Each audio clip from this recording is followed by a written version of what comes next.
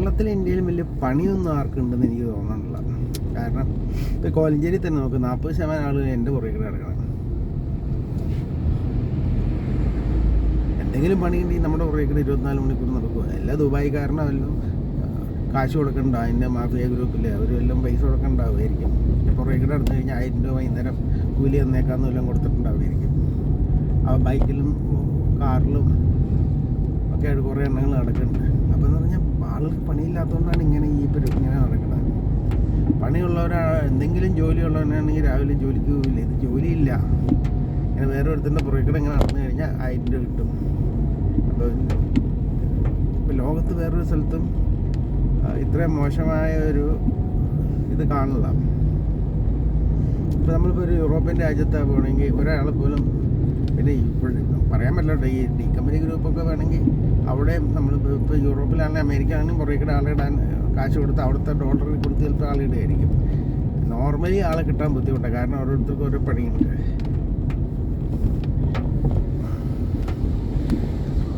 ഇത് മിക്കവാറും ആളുകൾക്ക് വലിയ പണികളില്ല, സ്വന്തമായിട്ടൊരു ജോബില്ല, ജോബ് ക്രിയേഷൻ 0 ആണ്. അതിപ്പോൾ നാഷണൽ ലെവലിലും ആണെങ്കിലും സ്റ്റേറ്റ് ലെവലിലാണെങ്കിലും എനിക്ക് തോന്നുന്നു ജോബ് ക്രിയേഷൻ ഇവിടെ 0 ആണ്. അതാണൊരു പ്രശ്നം. മിക്ക ആളുകൾക്കും പണിയില്ല. അപ്പം അതുകൊണ്ട് ഇങ്ങനെ കുറേ ആളുകൾ നമ്മുടെ പുറകേക്കിടെ ഇങ്ങനെ നടക്കുന്നുണ്ട്.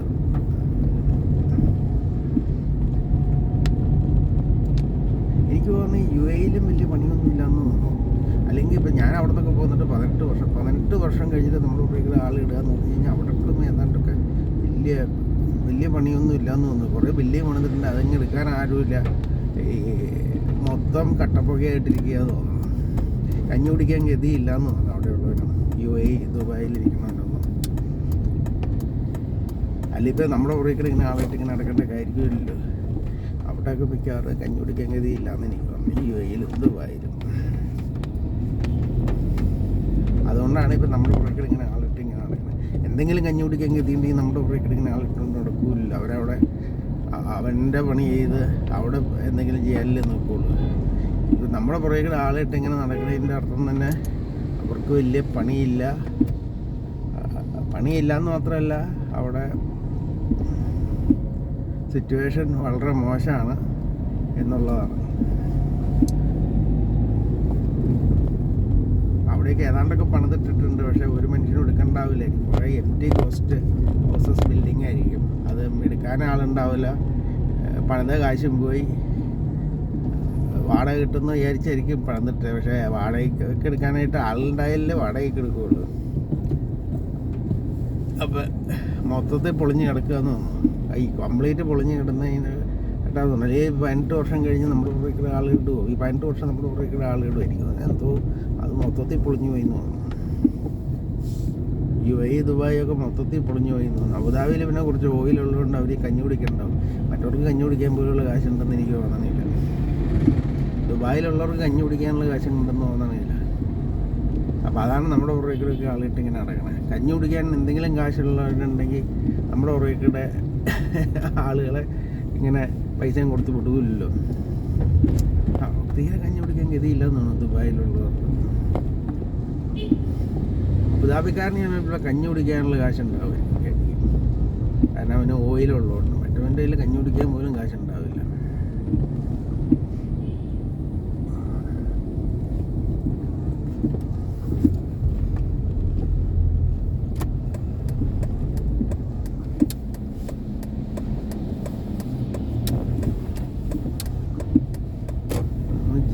നേരത്തെ വന്നോ GM എക്സ്പ്രസ്.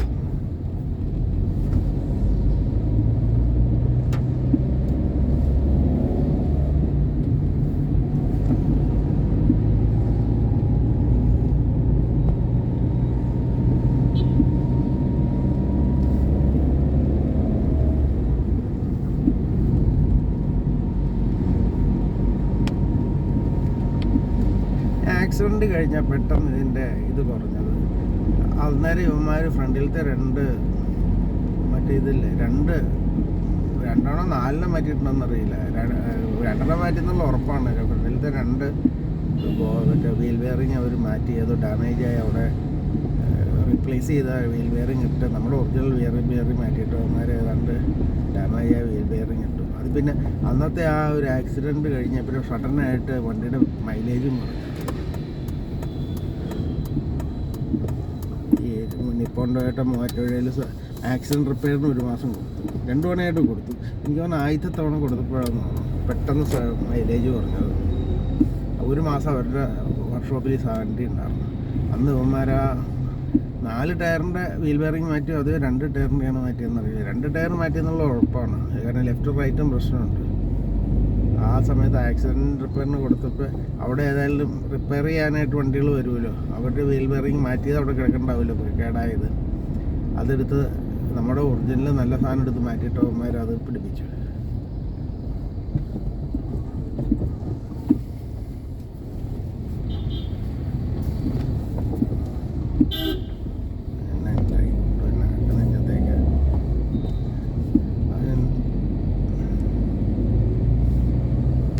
ഓണടിക്കുക, വണ്ടി കയറിക്കൊണ്ട് വരിക, അവൻ്റെ സൈഡ് ബ്ലോക്കായി കിടക്കുക, എന്നിട്ട് അവനോട് നിർത്തിയല്ലുണ്ട്. നമ്മുടെ സൈഡ് ക്ലിയറാണ്, പാസ് ചെയ്യാനുള്ള ഇതുണ്ട്. മറ്റേ വണ്ടി നിർത്തിയിട്ടുണ്ട് അവൻ്റെ സൈഡിലാണ്. അപ്പം അവനാണ് ഇതൊക്കെ നിർത്തേണ്ടത്, നമ്മളല്ല.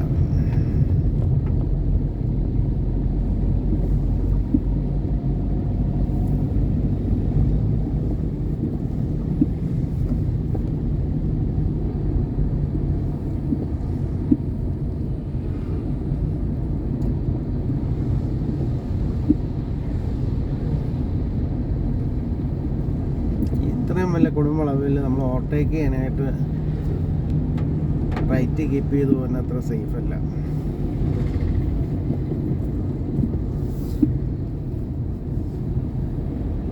ഇന്നത്തെ വീടുകളിൽ നിന്ന് ഇറങ്ങാൻ നേരത്തെ ആളുകൾ 5 മിനിറ്റ് നേരത്തെ ഇറങ്ങാൻ നോക്കില്ല, റോഡിലേക്ക് ഇറങ്ങിയിട്ടാണ് പിന്നെ കംപ്ലീറ്റ് പിടിക്കാൻ നോക്കണത്. രാവിലെ ഒരു 5 മിനിറ്റ് നേരത്തെ ഇറങ്ങിക്കഴിഞ്ഞാൽ ഒരു പ്രശ്നമില്ല, ആളുകൾ നേരത്തെ ഇറങ്ങൂല വീട്ടിൽ നിന്ന്, അവനവൻ്റെ വീട്ടിൽ നിന്ന്.